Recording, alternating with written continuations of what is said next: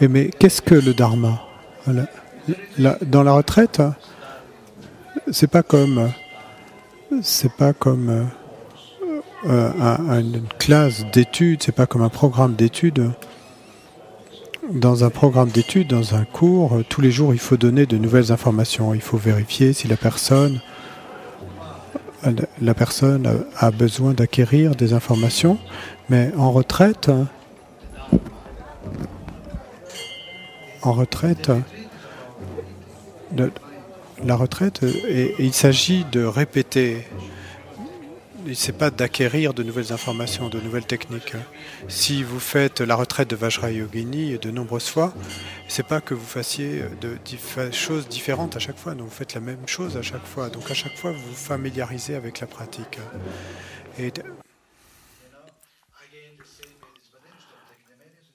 c'est comme si vous aviez un médicament à prendre et puis que tout d'un coup, pour la pression du sang, et que tout d'un coup vous disiez oh, j'en ai marre, non, je ne peux pas reprendre la même chose chaque jour, hein, c'est trop ennuyeux.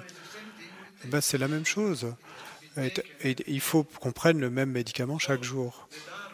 Et donc, ben, c'est la même chose avec le médicament du dharma. Et quand on en vient au niveau de la pratique dans le dharma, ben, ce niveau de pratique, et le dharma est quelque chose qu'on répète, qu'on rappelle. Quand vous lisez les sutras Pali, le thème est toujours vraiment le même, les 4 nobles vérités, l'attention, les fondements de l'attention, et vous entendez ces histoires, mais il y a beaucoup de répétitions dans le sens de rappeler la pratique, parce qu'on oublie la pratique. Donc on a besoin de constamment nous rappel, donc de rappel constant. Et puis également, toutes les retraites ne sont pas identiques, même si vous faites la même retraite, mais les retraites ne sont pas toutes les mêmes, parce que l'esprit n'est pas le même, l'environnement n'est pas le même. Il y a beaucoup de choses qui ne sont pas identiques. Et donc, comme Ananda par exemple, Ananda a réalisé la vérité en marchant. Mais combien de fois croyez-vous qu'il ait marché pendant sa vie? Ou ceux qui s'assoient et les jambes croisées, qui soudainement ont une réalisation. Mais combien de fois ces personnes ont-elles fait la même expérience, ont-elles traversé la même expérience? Et d'une certaine manière, comme je le mentionne parfois, et chaque session fait partie du processus. Et pour extraire un peu d'or, eh bien, il nous faut sortir des tonnes et des tonnes de boue. Et sans ces tonnes de boue, on ne pourrait pas extraire un peu d'or. Et donc, ça fait partie du process. Toute la sueur, faire face à la colère, au désir, etc., les négativités, tout ça fait partie de cette réalisation, de cette minute de réalisation, de cette minute, ces 5 minutes de vision profonde qui vont être le résultat de toutes ces batailles. Et de la même manière que sans avoir extrait ces tonnes de cailloux, on ne pourrait pas avoir ce petit morceau d'or. Et donc j'ai mentionné aujourd'hui une chose. Bon, il y a beaucoup de petites choses, mais par exemple, quand vous vous asseyez, et donc la sensation, c'est un peu une sensation comme si on attendait quelque chose. C'est une attitude très typique de la retraite. On attend. Et c'est vraiment, nos vies sont comme ça, mais en retraite, ça met l'accent là-dessus. Parce que notre esprit dans la retraite et notre esprit dans la vie quotidienne n'est pas vraiment différent. Mais en retraite, on est plus conscient, on est plus attentif. Et donc, on est plus conscient des choses qui se passent, qui arrivent tous les jours dans notre vie quotidienne, mais parce qu'on est distrait, d'habitude, on ne les perçoit pas. Et donc, ce sens d'attendre, d'être en train d'attendre quelque chose est constamment présent dans nos vies. Attendre la soirée, attendre que la soirée vienne, attendre que le week-end arrive, attendre que les vacances arrivent, etc. Donc les jours passent, nos vies passent.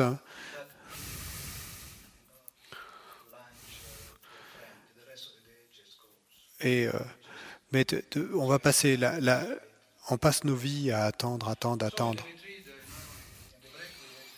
Et pendant la retraite, même chose.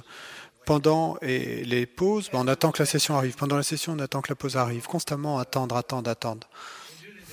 Et pendant l'assise, eh bien, simplement, on s'assoit. Donc, vous traversez tout l'ennui, ou peut-être une brise qui vous rafraîchit. Mais s'il y a l'ennui, donc si vous ennuyez, et vous pouvez pas, c'est pas possible si vous avez une montre sur vous, un réveil ou quelque chose. Non, c'est pas possible que vous la regardiez toutes les 5 minutes, parce que là c'est une torture, parce que comme on le sait, le temps est relatif. Le temps est relatif, et donc ça dépend de la situation, et si ça va vous paraître long ou court. Donc pendant la session, si on regarde notre montre pendant la session, c'est comme quand vous téléchargez quelque chose, vous savez, vous téléchargez quelque chose, et puis ça vous dit que ça va durer 1 heure, et puis quand il ne reste plus que 10 secondes,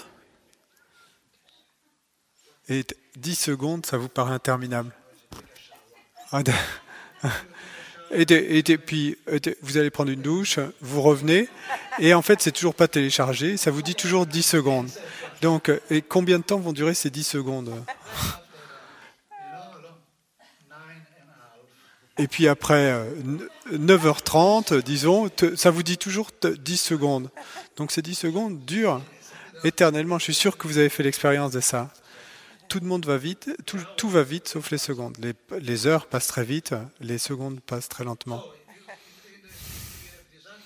Donc si on a cette attitude pendant les sessions, alors la fin n'arrivera jamais. Les 5 minutes dureront éternellement. Et c'est l'esprit qui attend qui crée cela. Comme on l'a dit, le temps est relatif, court. Quand vous êtes très occupé, ça passe très vite. Quand l'esprit est occupé, est très occupé, et que les choses se passent bien, ben à ce moment-là, le temps passe vite. Mais quand on se retrouve en train d'attendre quelque chose, d'attendre un rendez-vous, d'attendre quelque chose, eh ben, l'impression c'est que ça ne va jamais arriver. Donc on devrait éviter cela. Donc vous avez peut-être noté à quel point les pauses passent rapidement. Le temps passe vite pendant les pauses. Oh, les pauses, c'est à peine commencé que c'est déjà fini. Mais par contre, les sessions assises, c'est comme le téléchargement.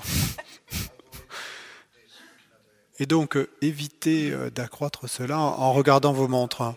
C'est comme ces gens qui ils font de la méditation, et puis ils essayent tous ces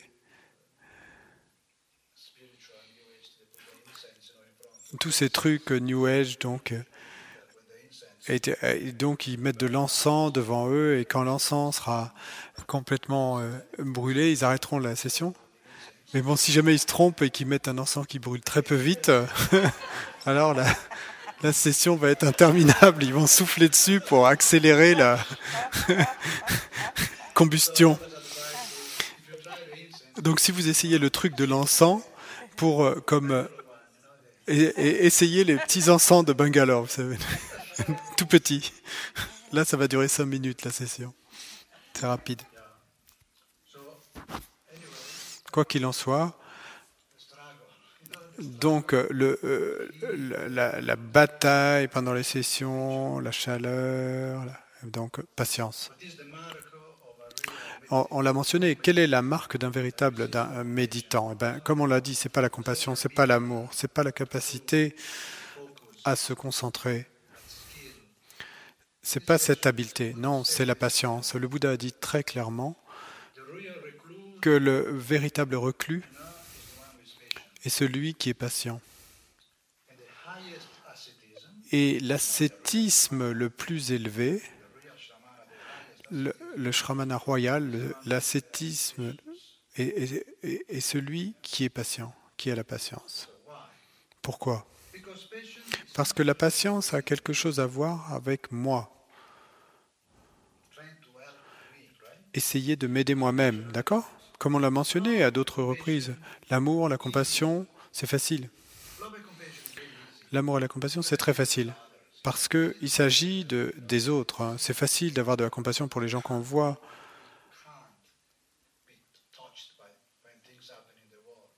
Et on peut être touché quand des choses se passent dans le monde, sur la planète. Et comme je l'ai dit à d'autres reprises, aider les autres, c'est très facile, mais s'aider soi-même, c'est très difficile. Et donc, l'auto-aide, la pratique de Vipassana, on la connaît comme la pratique d'auto-aide, de s'aider soi-même. Et là, la patience concerne soi-même, protéger son esprit, empêcher son esprit de se mettre en colère. Prévenir l'apparition de la colère. Et donc ça, c'est le véritable entraînement. Et donc celui-là est très difficile. La patience est très difficile. Parce que facilement, on se lamente. On se lamente facilement parce qu'on est égoïste. Et donc c'est moi, moi, moi, moi, moi. Et quand on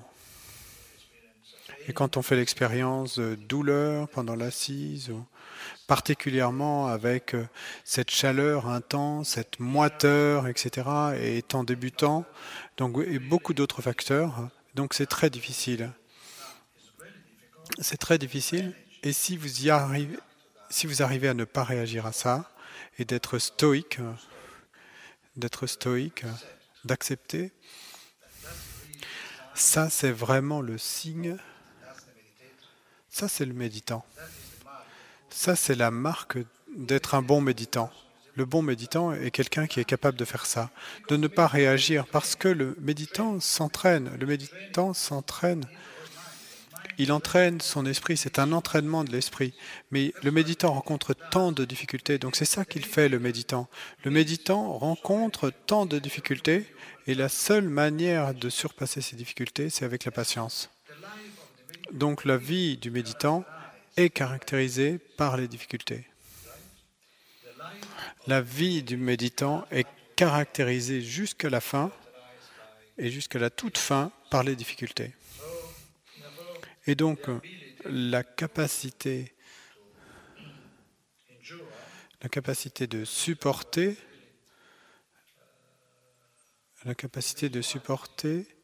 est vraiment la qualité principale que le méditant développe. Parce que, comme on l'a dit, s'aider soi-même est plus difficile. S'aider soi-même est très difficile. Et on parle là à un niveau très basique, on ne parle pas de bodhicitta, on ne parle pas d'atteindre l'éveil pour le bien de tous les êtres. Bien sûr, ça c'est extrêmement difficile, aucun doute. Mais là, on parle à un niveau très basique, à un niveau très ordinaire. À un niveau ordinaire, oubliez le dharma, le bouddhisme, la religion, la chrétienté, etc. Mais à un niveau quotidien de tous les jours, aider les autres, c'est soi-même. Mais s'aider soi-même, c'est très difficile. Aider les autres, c'est très facile, mais s'aider soi-même, c'est très difficile. Et donc, c'est pourquoi le Bouddha a fait les louanges de la patience. C'est quelque chose de personnel. Et c'est quoi la patience? La patience a à voir avec s'aider soi-même. Shantideva l'a dit très clairement dans cette question du Bodhisattva. Et quand vous pratiquez la patience, et alors, quant aux autres, qu'est-ce que ça fait aux autres, la patience? Et Shantideva a répondu clairement, ne vous occupez pas des autres. C'est de vous que vous avez besoin, c'est vous que vous devez aider. Que l'autre en tire des bienfaits, ça dépend de lui ou d'elle, de la façon dont il se relie avec vous. Mais la façon dont vous pratiquez la patience est quelque chose de très personnel, est une chose très personnelle. Donc, et l'importance, vous voyez l'importance qui est donnée dans le bouddhisme à la patience.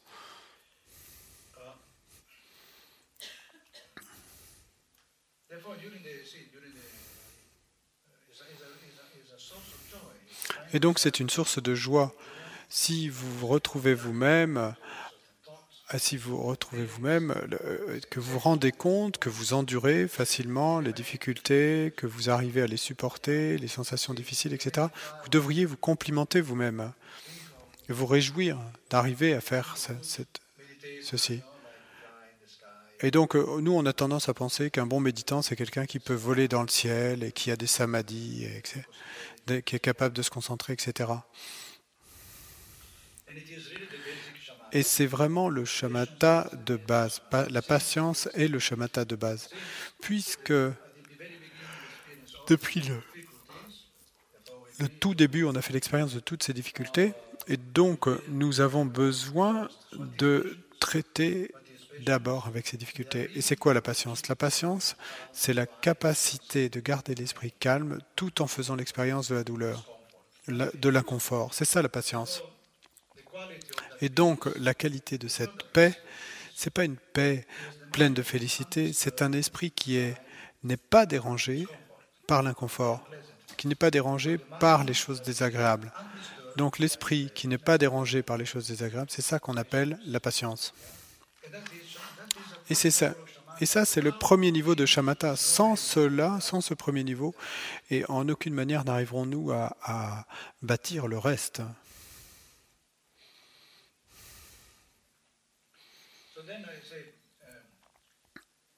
Ensuite, quand on dit trouver, quand on parle de trouver shamatha, trouver le calme mental, prenons par exemple, pourquoi est-ce qu'on dit trouver? Le but est de chercher le bon endroit. Et donc, quand on dit la nature du Bouddha étant en vous, est-ce que le Bouddha est vraiment en vous? Mais qu'est-ce que ça veut dire que le Bouddha est en vous? Eh bien, ça veut dire que le Bouddha n'est pas quelque chose qui va venir à vous. C'est pas quelque chose qu'on doit atteindre. C'est pas quelque chose qu'on doit obtenir. C'est pas quelque chose qu'on doit arriver à avoir. La bouddhéité est quelque chose que nous devons trouver. La bouddhéité est déjà là. L'esprit est déjà pur. Donc c'est quelque chose à trouver. Et donc, qu'est-ce que ça veut dire, le Bouddha est en vous? Et ben, ça veut dire, d'accord, c'est là que vous devez regarder. Vous n'avez pas à regarder à l'extérieur. Et puis également, afin d'éliminer tous ces concepts de atteindre, de arriver, parce que c'est ça que ça implique, le fait de marcher le chemin, tout ça peut nous induire en erreur, parce que l'impression, c'est qu'il nous faut aller quelque part. Mais donc, quand on dit que la nature de Bouddha est en nous, ben c'est pour nous montrer où nous devons regarder. Bon, la personne qui le prendrait littéralement, donc il faut lui dire, ça ne veut pas dire que vous êtes un Bouddha, ça veut dire que vous en avez le potentiel. Donc parfois on dit que le potentiel de devenir éveillé est en nous. Mais si ce potentiel mais si à partir de ce potentiel, ça nous donne l'idée qu'il nous faut qu'on arrive quelque part, non. Et là, il faut arrêter là et dire non, vous êtes déjà Bouddha. C'est ça que... En fait, qu'est-ce que ça veut dire, donc, cette expression? Et ça nous donne la bonne direction pour où devons-nous regarder. Et donc, quand on parle de trouver shamatha, et où est la patience, par exemple? On vient de parler de la patience. La patience, on peut dire que la patience est derrière la colère. Et vous enlevez la colère, et qu'est-ce que vous allez trouver derrière cette pelure? Eh bien, la patience. Parce que la colère et la patience partagent la même base.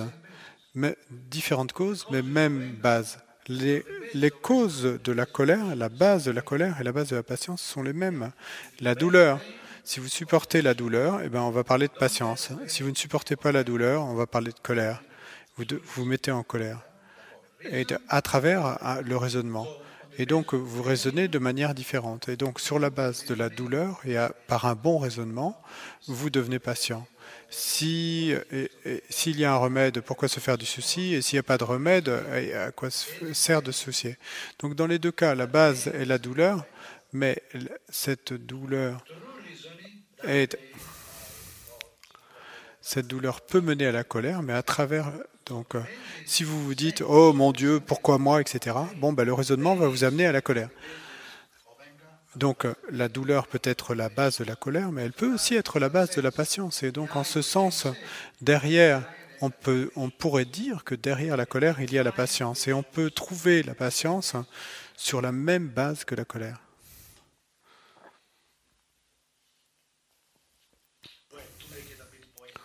Bon, pour le dire de manière un peu poétique, pour le rendre les choses un peu plus acceptables, mais on pourrait dire la chose suivante. C'est parce que également le langage est là pour nous inspirer. Et donc, il faut également inspirer. Et donc, si on dit certaines choses, bon, et qu'on saisit littéralement le sens, mais...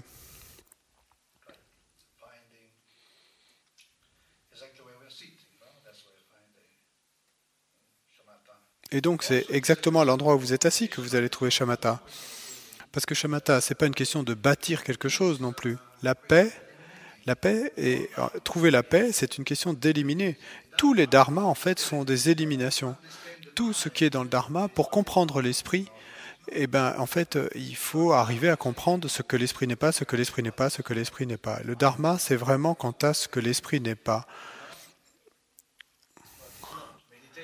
Ce que n'est pas la méditation. C'est vraiment c'est comme ça qu'on apprend en retraite. En retraite, on apprend vraiment ce que la méditation n'est pas. On n'apprend pas ce que la méditation est, on apprend ce que la méditation n'est pas. Parce qu'on vient à la retraite avec tant d'idées sur la méditation. Et puis ensuite, quand on s'assoit, quand on s'implique dans la pratique, quand on s'engage dans la pratique, qu'est-ce qu'on réalise? Oh, mais c'est pas ça, c'est pas ainsi, c'est pas ainsi, c'est pas comme ci, c'est pas comme ça. Donc, ce que la méditation n'est pas, ce qu'elle n'est pas, ce qu'elle n'est pas. Et le truc, c'est que la véritable méditation, donc, parce que on ne peut pas vraiment dire ce qu'est la méditation. Et la même chose avec l'esprit. On ne peut, l'esprit n'est défini que parce qu'il n'est pas. Quand on explique, on va dire l'esprit, ce qui n'est pas, ce qui n'est pas, ce qui n'est pas. Ce qui ne nous amène pas à la négation de l'esprit, mais simplement ça nous amène à, à l'incapacité à exprimer ce que l'esprit serait. Donc, quand la négation, c'est pas une négation de l'objet, c'est pas une négation du dharma qu'est l'esprit, c'est simplement ça va nous amener à comprendre notre incapacité à l'exprimer. Donc, on peut en faire l'expérience, mais on peut pas l'exprimer. Et donc, on peut simplement tout ce qu'on peut arriver à dire, c'est ce qui n'est pas. Et finalement, ultimement, la même chose avec la méditation. Ultimement, on peut dire que la méditation n'est pas comme ça. Et vous allez voir votre maître, vous allez voir votre enseignant, et tout ce que vous allez pouvoir lui dire, c'est non, ben, la méditation n'est pas vraiment comme ça. Geshe Rabten a écrit ce merveilleux poème sur la vacuité. Et donc moi j'avais rencontré à Dharamsala dans les années 60, ou ça avait été publié pardon, à Dharamsala dans les années 60 par Wisdom Publication. Et je me souviens quand j'étais à Tarpacholing avec Geshe Rabten, je me souviens où Stephen Batchelor est arrivé et est allé voir Geshe Rabten et a parlé avec Geshe Rabten. Geshe Rabten, après beaucoup d'années déjà, Geshe Rabten lui a demandé de traduire. Et donc c'était assez inhabituel, hein, un vrai Geshe Kadampa comme Geshe Rabten, très intime, et très humble et qui écrivent un court commentaire sous forme de poème avec un court commentaire où il dit, qu'est-ce qu'il dit dans ce poème? Il parle de toutes les erreurs. Et donc, il allait voir sa sainteté du Jom Rinpoché, je crois, le deuxième, et puis il allait les voir et puis il leur disait je crois, et puis sa sainteté regardait Geshe Rabten et lui disait vraiment, et puis Geshe Rabten avait compris à ce moment-là que bon, c'était pas ça.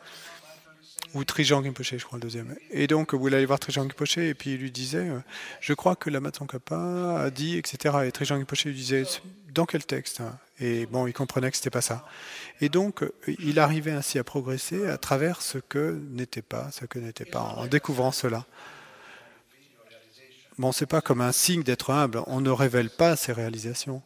De toute façon, elles ne peuvent pas être exprimées. Et donc, les lamas et intelligents, les gourous, les êtres éveillés, sont ceux qui sont capables de voir les erreurs.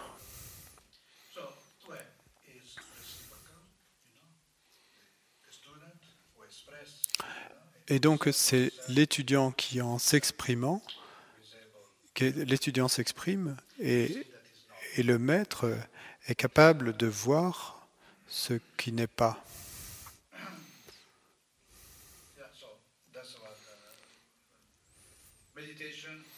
Et donc, la méditation, donc on va essayer de découvrir ce que la méditation n'est pas. Et donc, si on élimine ainsi si on fait la retraite pour la première fois, c'est principalement ça qui marche pour éliminer toutes les conceptions erronées. Et souvent, je peux entendre, et dans les questions,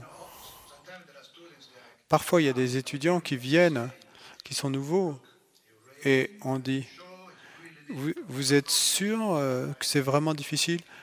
Vous êtes sûr que vous voulez venir? Et puis ils vous disent, oh non, pas de problème, je suis prêt à faire le travail. Et puis après quelques jours, ils viennent vous voir et puis ils vous disent, oh, mon Dieu, mais je pensais pas que c'était aussi dur.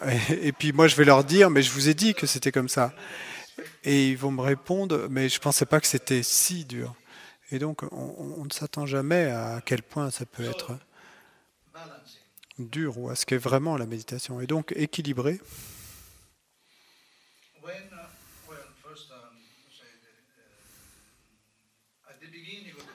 Donc, au début de la pratique, on a mentionné ce facteur de balance, d'équilibre. Il y a ce facteur équilibrant qui va permettre de générer shamatha et vipassana.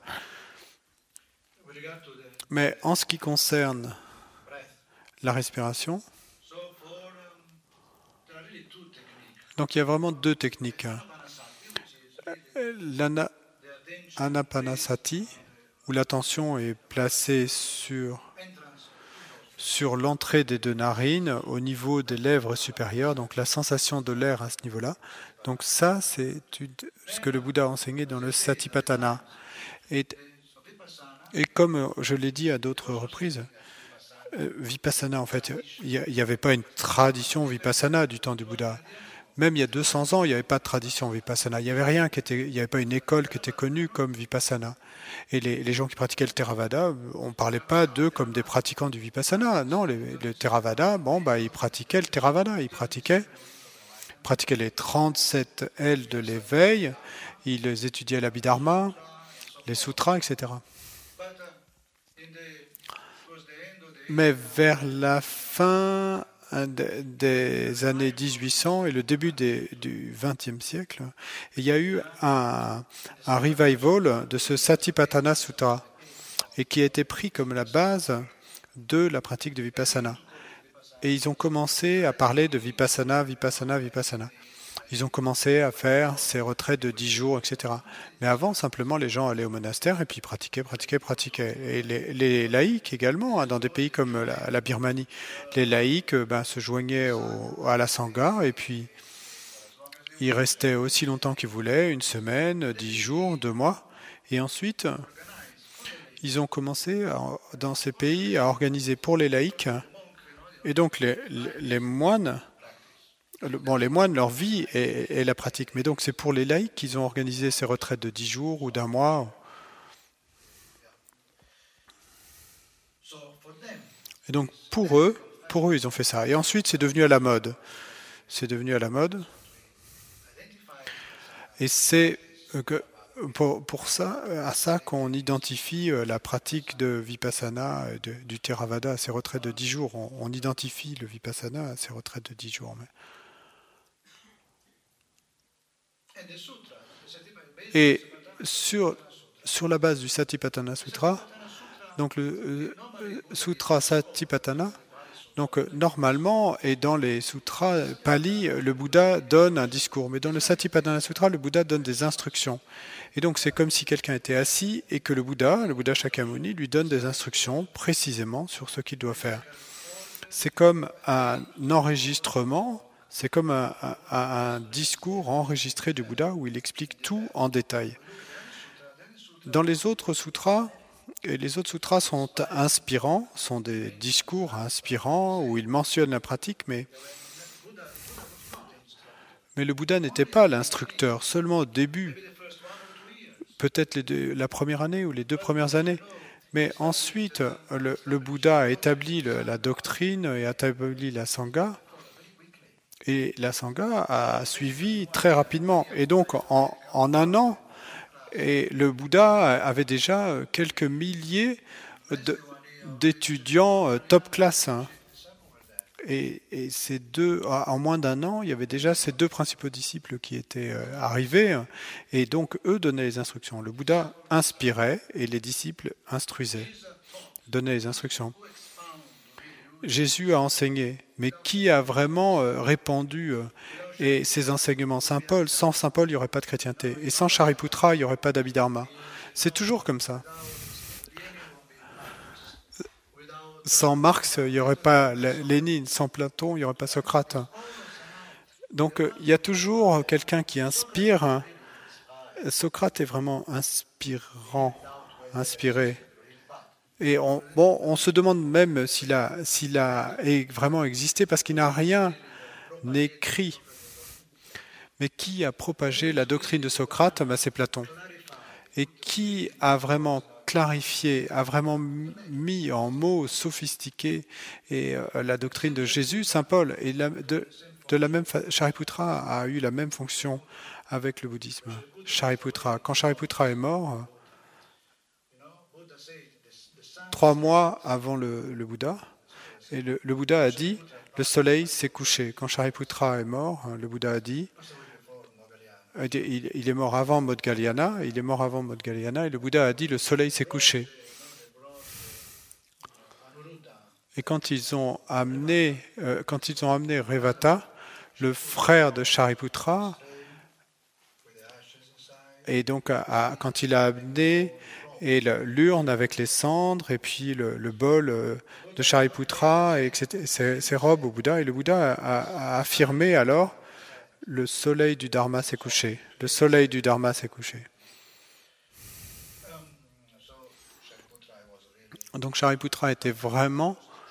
Mais bon, maintenant, j'ai perdu le fil. Pourquoi je disais ça? Je me suis laissé emporter par tout ça.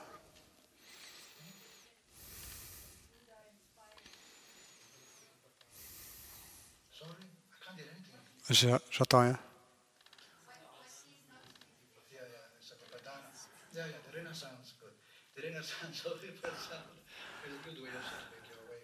Bon, c'était une bonne manière de vous garder éveillé.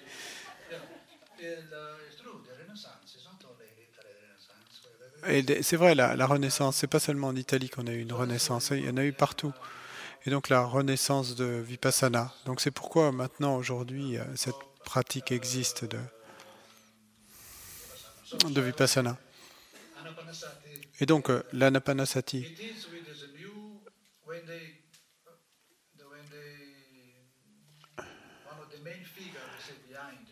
Une des principales figures derrière la renaissance de Vipassana, c'est Mahasi Sayadaw, et un maître birman qui a conçu cette méthode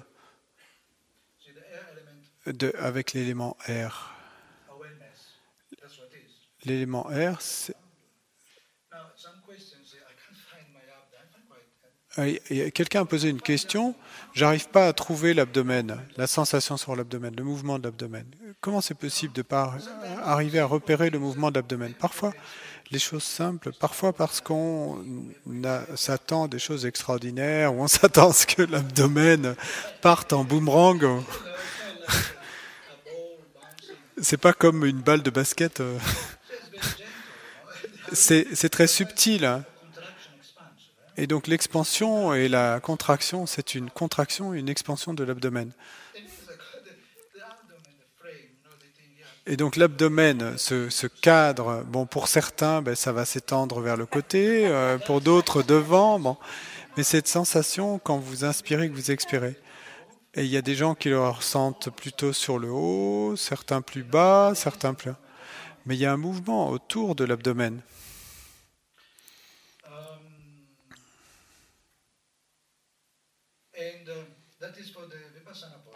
Et ça, l'objectif, c'est Vipassana.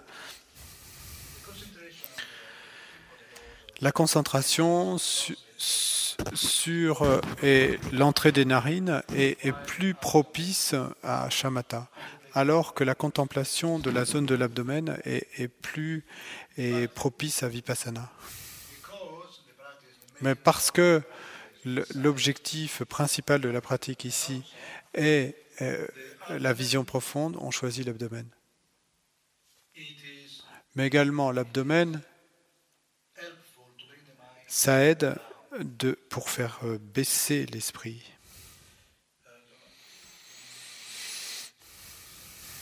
Il y a quelque chose d'autre que je voulais dire.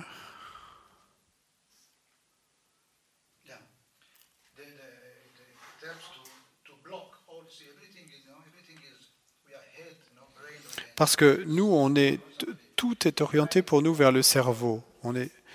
Et l'esprit a tendance à être plus distrait si on garde l'attention et au niveau de nos narines, donc au niveau de notre tête, donc au niveau de notre cerveau. Donc c'est une bonne manière de faire descendre notre esprit. Parce que tout est lié à nos sens et donc qui pour la plupart sont basés sur la tête, les yeux, le nez, la bouche. Donc on identifie vraiment notre esprit avec notre tête, avec notre cerveau. Et donc là, cette sensation de l'abdomen qui se contracte et s'expand, c'est ça l'esprit. Parfois, l'impression c'est que on observe ça d'au-dessus, mais le but c'est de devenir cela, que cette sensation soit l'esprit. L'esprit c'est cette sensation de l'abdomen. Et pourquoi je mets l'accent plus sur Vipassana que sur Shamatha? Particulièrement dans les 10 jours. 10 jours c'est court. Parce que quelle que soit la petite réalisation que vous développiez pendant ces 10 jours, vous l'emmènerez avec vous. Si vous mettez trop l'accent sur Shamatha, vous allez revenir dans le monde et vous allez avoir peur. Parce que votre expérience, ça va détruire Shamatha. Vous allez arriver à l'aéroport et puis vous êtes si paisible et puis tout d'un coup vous vous demandez où est la porte. Et vous avez un billet low cost et là, ils ne vous donnent jamais la porte avant le dernier moment. Et genre EasyJet, ils vont attendre la dernière minute pour vous donner quelle porte c'est. Et donc, jusqu'à la dernière minute, on ne vous dit pas quelle est la porte d'embarquement. Et donc, vous devenez très agité, et puis Shamatha, donc bye bye, vous l'avez perdu. Donc, entre le moment où vous avez fait le check-in et la porte d'embarquement, vous avez déjà perdu le Shamatha que vous aviez gagné pendant votre retraite.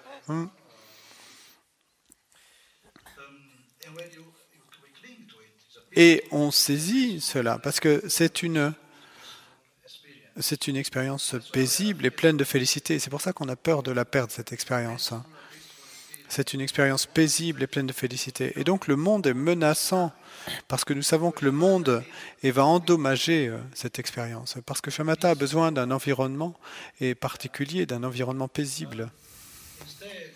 Et au lieu de... Par contre, la vision profonde, et non seulement quand vous allez dans le monde, ça ne va pas endommager votre expérience de Vipassana, mais mieux que ça, et si vous êtes intelligent, tout ce que vous allez voir va devenir une opportunité, une cause de réalisation de vision profonde.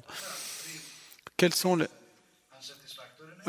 ces trois choses qu'on cherche à réaliser? Donc le caractère insatisfaisant et l'instabilité, l'insécurité. Donc quand on va dans le monde, on voit le caractère insatisfaisant de ce monde. Donc ça nous le montre tout le temps. L'instabilité, on la voit.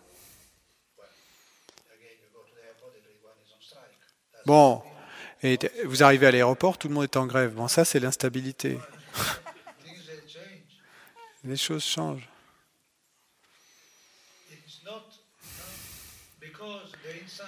Parce que la vision profonde du Vipassana n'est pas Vipassana. C'est La vision profonde de Vipassana est la compréhension de la nature du monde. Ce n'est pas la compréhension de la nature de l'esprit, ce n'est pas la compréhension de la nature de l'esprit, c'est ce qui vous motive finalement à poursuivre cela. C'est cette aspiration, c'est ce qui va vous faire naître cette aspiration à connaître la nature de l'esprit. Mais connaître la nature de l'esprit, pourquoi? La question c'est pourquoi? La libération, pourquoi? Pourquoi la libération?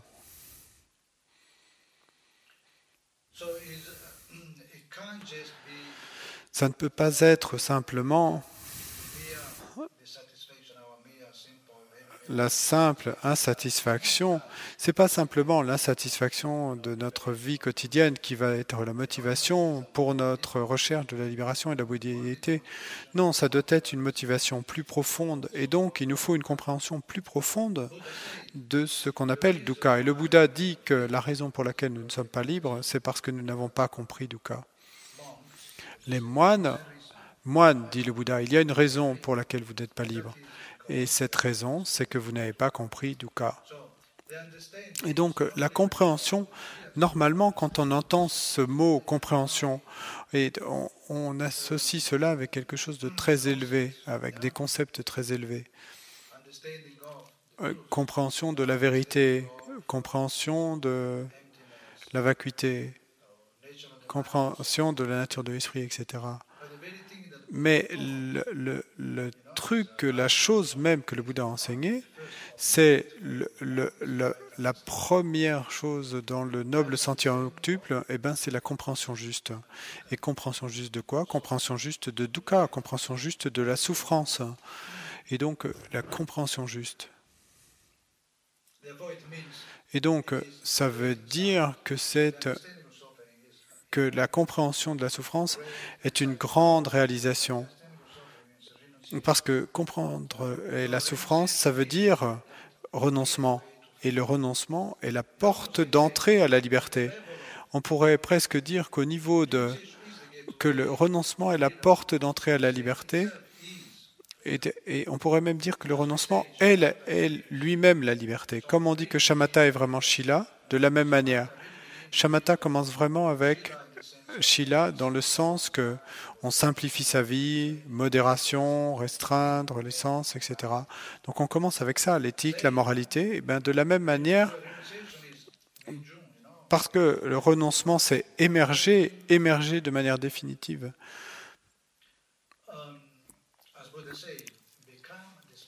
Et donc, comme le dit le Bouddha, quel est le résultat? Quel est le résultat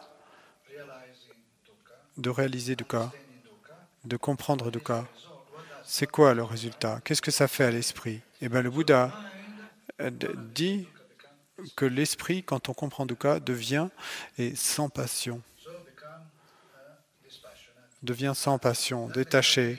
C'est ça la caractéristique du renoncement. Un esprit sans passion. Et c'est pour ça que le Bouddha dit que, ayant réalisé, ayant généré cela, ayant généré cet esprit, les moines, donc, comme on l'a dit, dans les temps anciens, les premiers temps du Bouddha, c'est vraiment aux moines que le Bouddha s'adressait. Les moines vivaient heureusement dans ce monde du samsara qui est plein de... Les moines vivaient heureusement, ou les yogis vivaient heureusement dans le monde qui est dukkha parce qu'ils en étaient émergés. Ils en avaient émergé comme la fleur de lotus. Et donc, en être émergé, c'est être sans passion.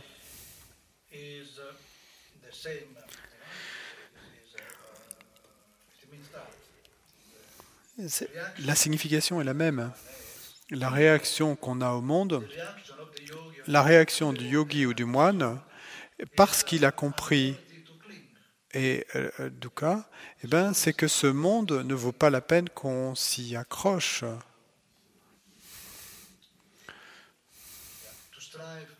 Et ce monde ne vaut pas la peine qu'on s'efforce de l'obtenir. Et donc on devient, sans passion, entre guillemets, détaché. cool. Le Bouddha a utilisé exactement ce terme de cool.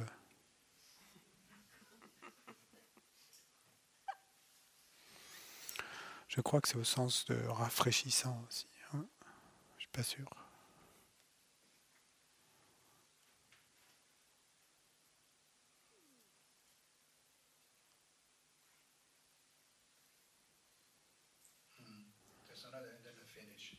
Et une autre chose, et après je termine. Il y a plein d'opportunités pour ce dukkha. Il y a plein d'opportunités. Et même maintenant, alors que je parle et que vous m'écoutez, on se débat tous avec la douleur, avec la léthargie.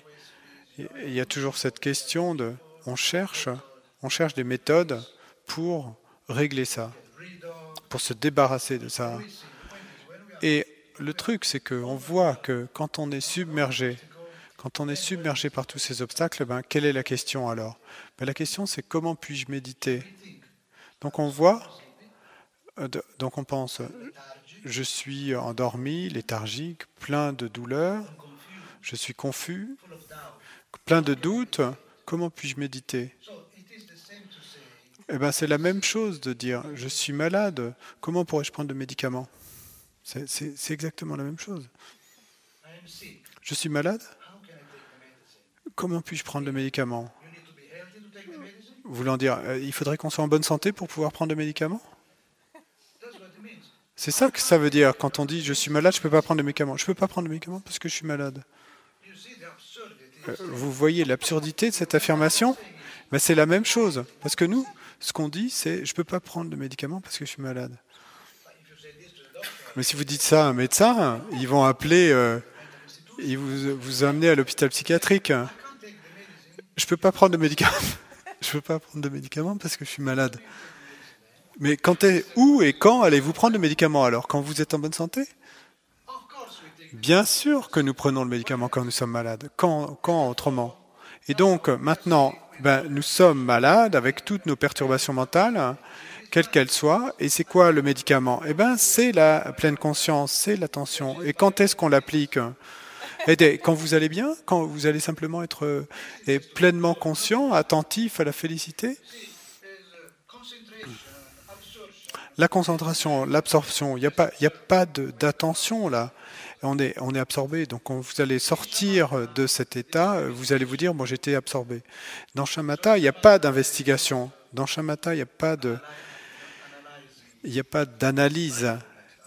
C'est l'attention qui analyse. Et qu'est-ce que l'attention, qu'est-ce que la pleine conscience analyse? Eh bien, c'est quoi que ce soit qui se déroule, et de manière égale, que ce soit la douleur ou que ce soit le plaisir. Donc, quoi que ce soit qui soit présent, eh bien, c'est ça que la pleine conscience, que l'attention va observer. Et donc, dire que nous ne pouvons pas méditer parce que nous sommes en sueur, fatigués, etc., ben, ce serait exactement c'est la même chose que de dire que je ne peux pas prendre le médicament parce que je suis malade. C'est absurde. La raison même pour laquelle nous ne pouvons pas méditer, c'est parce que nous sommes exactement dans cette même absurdité. Et bien sûr, c'est pas que quelqu'un nous fasse travailler, c'est simplement comme ça que sont les choses. Et puis en même temps, bon, on fait ce qu'on peut, chacun fait ce qu'il peut. Et on ne doit pas se pousser, on ne doit pas... Si vous endormez, ça va. Le truc, c'est que, et si vous endormez session après session après session, c'est OK. Parce que le fait que vous disiez à vous-même « je m'endors », ça veut dire que vous êtes attentif. Autrement, comment pourriez-vous le dire? Si vous n'étiez pas attentif, comment pourriez-vous savoir que vous êtes endormi? Et comment pourriez-vous dire « je suis totalement dans la douleur tout le temps, en permanence ». Super, ça veut dire que vous êtes vraiment attentif. Autrement, comment pourriez-vous le dire? Mais parce que nous, on avait l'idée de quelque chose de différent, de plus profond, alors on échoue à voir que, en fait, on fait un bon travail, parce qu'effectivement, nous sommes attentifs, parce que nous sommes conscients de cela. Et donc, plus fortes sont les difficultés, plus forte est la douleur, etc., ben, ça aide vraiment l'attention, ça nous garde éveillés, réveillés, ça nous garde actifs. C'est le paradoxe. Et la léthargie, l'endormissement, eh ben, parce qu'on est en train de méditer, en fait, ça va nous garder très actifs. Parce que vous allez essayer encore et encore. Et d'en être conscient, si vous n'étiez pas... Si, comme le dit Shogam Tongpa, c'est comme si vous étiez en train de conduire sur une longue autoroute, 2000 km sans rien, sans rien. Ce serait ennuyeux, non? 2000 km de route droite, aucune ville à traverser, aucune station d'essence, etc. Pas de police. Si tout va bien pendant les 10 jours, mais vous partiriez au bout de 2 jours, si tout allait bien. Si pendant les 10 jours, tout se passait super bien, pas de sueur, pas de douleur, rien. Imaginez ça. Mais ce serait mortellement ennuyeux. Et donc, nous, on a de la chance.